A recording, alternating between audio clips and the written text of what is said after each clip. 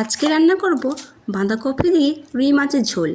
আর বাঁধাকপি দিয়ে রুই মাছের ঝোল করার জন্য একটা বাঁধাকপি নিয়ে নিয়েছি, আর বাঁধাকপির পাতাগুলো আমি ছাড়িয়ে নিয়ে নেব। আর পাতার মধ্যে যে ডাঁটি আছে মোটা মোটা, সেটা আমি কেটে কেটে ফেলে দেবো। আর বাঁধাকপিটা কিন্তু আমি পুরো রান্না করব না, হাফটা রান্না করব, তাই হাফটা নিয়ে নিয়েছি। আর ডাঁটিগুলো আমি কেটে কেটে ফেলে দিচ্ছি। আর বাঁধাকপিটা কিন্তু আমার কাটা হয়ে গেছে, জল দিয়ে ভালো করে ধুয়ে নেব। দেখুন কড়া বসে দিয়েছি ওভেনে, আর জল দিয়ে দিয়েছি কড়ার মধ্যে, জলটা গরম হয়ে গেছে উষ্ণ। এখন আমি বাঁধাকপিগুলো দিয়ে দেব, দিয়ে নুন হলুদ দিয়ে আমি কিছুক্ষণ সিদ্ধ হতে দেব।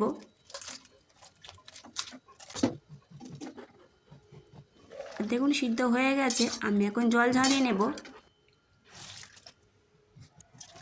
রুই মাছ নিয়ে নিয়েছি, রুই মাছের মধ্যে নুন হলুদ মাখিয়ে নেব। কড়া গরম হয়ে তেল দিয়ে মাছগুলো সব ভেজে নেব।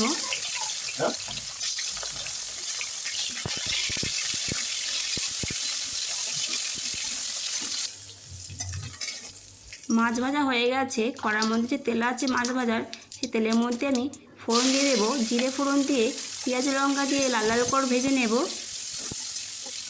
পেঁয়াজ লঙ্কা ভাজা হয়ে গেছে, আমি আলু দিয়ে দেবো। আলুটা কিন্তু লম্বা লম্বা করে কেটে নিয়েছি। আলু পেঁয়াজ লঙ্কা একসাথে ভালো করে ভেজে নেব।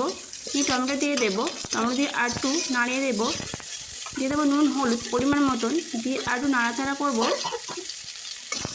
দিয়ে দেবো আমি আদা আর জিরে বাটা।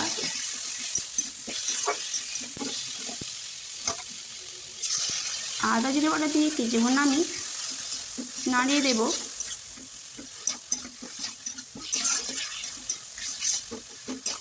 সিদ্ধ করা বাঁধাকপি দিয়ে সব সবজি ভালো করে কষে নেব।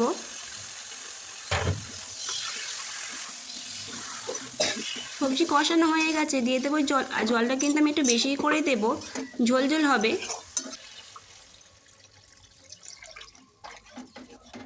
ঢাকা দিয়ে দেবো 5 মিনিটের মতো। 5 মিনিট পরে ঢাকা খুলে মাছগুলো সব দিয়ে দেবো।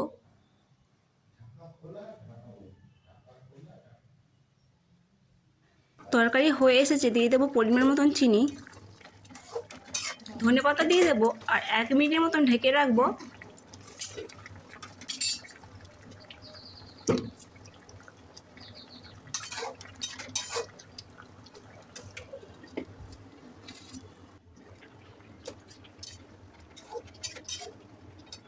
তরকারি হয়ে গেছে, নামিয়ে নেব। হয়ে গেছে বাঁধাকপি দিয়ে রুই মাছের ঝোল।